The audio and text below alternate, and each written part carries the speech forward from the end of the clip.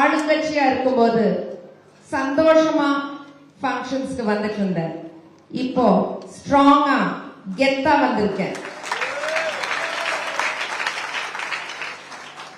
Social மீடியால என்னை பத்தி பொய்யான அவதூறுகள், ஆதாரமற்ற குற்றச்சாட்டுகள், அதனால நிறைய பேர் என்கிட்ட நீ ஃபங்க்ஷன்ஸ்க்கு போகாத, போனாலும் ஃபங்க்ஷன்ல பேசாத அப்படின்னாங்க.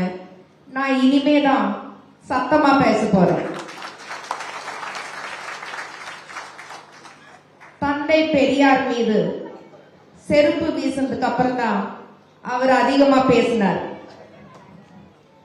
Silence is not dignity, speaking up is dignity. பெண்களுக்கு ஒரே ஒரு விஷயம் சொல்றேன், life is your right, don't give up the fight. நம்ம திமுக கட்சி பெண்களை எம்பவர் பண்ற ஒரு கட்சி.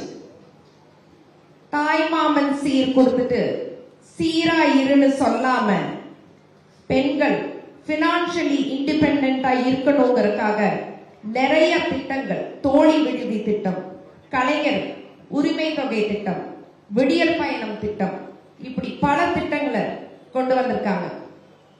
பெண்கள் சிரிக்கணும், பெண்கள் சிந்திக்கணும், பெண்கள் சாதிக்கணும் அப்படின்னு நினைச்சவர் தான் முத்தமிழறிஞர் டாக்டர் கலைஞர் ஐயா.